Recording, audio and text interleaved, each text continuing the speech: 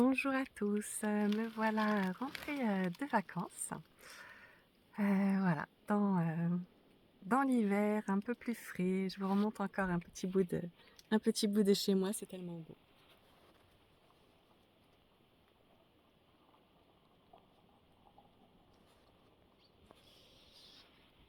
Parce que maintenant, les montagnes sont toutes enneigées. Alors ce matin, envie de vous parler brièvement, de faire la distinction entre trois choses. Entre l'ignorance, l'inconnu et l'inconnaissable. Voilà, parce que c'est trois, voilà,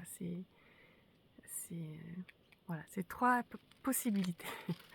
Donc, l'ignorance, bien sûr, voilà, ça, il n'y a pas besoin de l'expliquer. Par contre, l'inconnu, le domaine de l'inconnu, ce qui est très intéressant, c'est que la particularité de l'inconnu, c'est que ça peut devenir connu. C'est-à-dire qu'on peut passer de l'ignorance à au connu. Et c'est un peu ce que j'appelle l'éveil à soi, l'éveil à la nature de ce que l'on est, c'est dans cet inconnu. Voilà, que ça s'expérimente. Donc euh, quand on a l'éveil à ce que l'on est, la reconnaissance de notre véritable nature, ce qui était inconnu, devient connu. Connu pas au sens de savoir, parce qu'il ne suffit pas de savoir que ça existe pour le vivre, mais il est nécessaire de l'expérimenter. Donc le connu, en fait, c'est une reconnaissance. Voilà. Et c'est à partir de là que justement, parce qu'il y a comment dire, quelque chose qui jusque-là était complètement inconnu et qui maintenant devient connu, qu'il y a suite à cet éveil, toutes ces réalisations, comme la réalisation de ce qu'on entend souvent dans le non-savoir. Parce qu'à cette étape-là, quand on, quand il y a voilà, quand on entre dans l'inconnu, eh bien, c'est là qu'on réalise qu'il y a quelque chose d'autre qui sera à tout jamais inconnaissable. Voilà. Et c'est pour ça aussi que il y a d'autres mots pour décrire le mystère. Voilà, ce que je spoliais ce que je voulais dire. En fait, qu'il y a d'autres mots pour décrire la présence de ce que l'on est, une nature véritable, et c'est le grand mystère. Et le grand mystère, c'est vraiment la reconnaissance qu'il y a vraiment, j'allais dire, une zone qui restera à tout jamais dans l'inconnaissable. Voilà. Et en même temps, ce n'est pas parce que, à partir de, de cette réalisation de non-savoir, c'est-à-dire qu'il y restera à tout jamais, à tout jamais, euh, le mystère restera absolu et inconnaissable, ce n'est pas pour ça que dans cet inconnu, il n'est pas possible de l'explorer.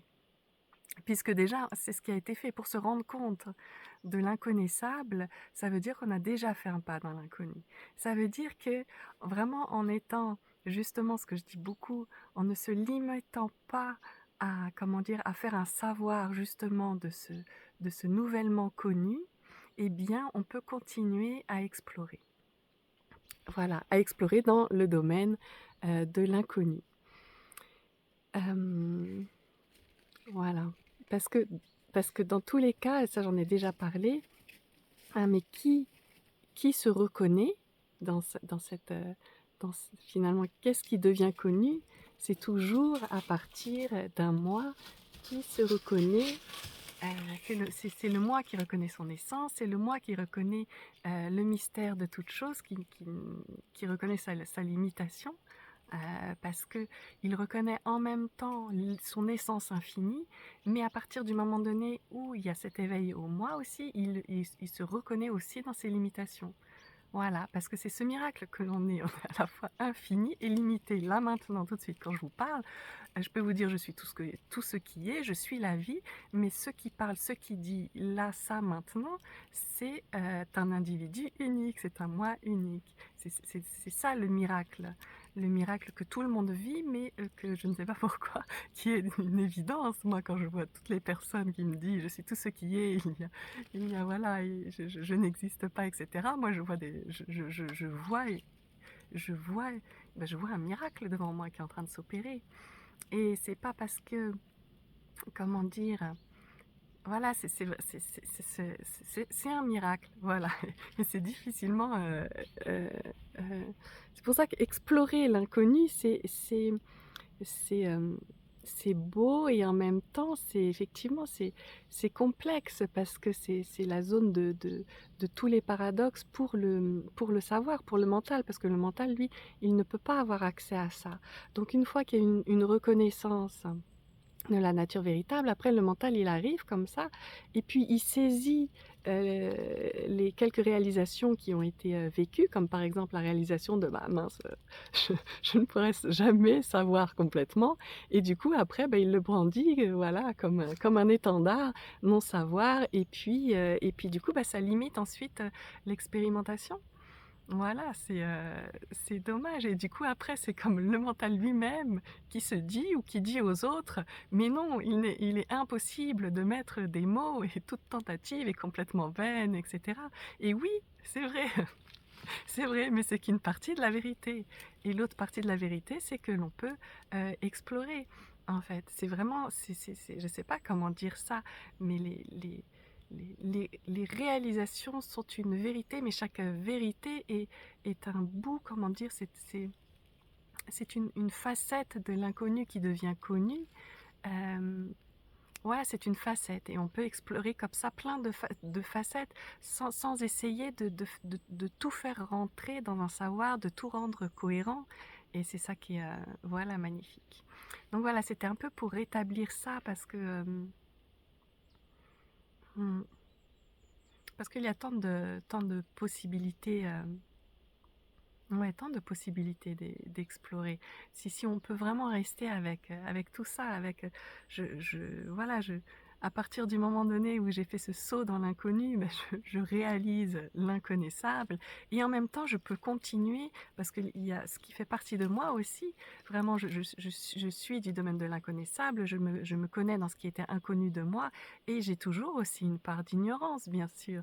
Donc, est-ce que je peux englober vraiment ces trois aspects de ce que je suis et puis continuer à cheminer avec tout ça, c'est-à-dire à continuer un chemin, on va dire, personnel, unique, en continuant à enlever vraiment toutes les croyances qui continuent à se vivre à l'intérieur de moi et qui limitent, et ainsi que de faire attention aux nouvelles croyances qu'on se crée, parce que c'est comme ça qu'on fonctionne, hein. Un conditionnement, c'est un mécanisme. Ça veut dire que il n'y a pas que les croyances passées à faire attention, il y a toutes les croyances qu'on se crée au fur et à mesure.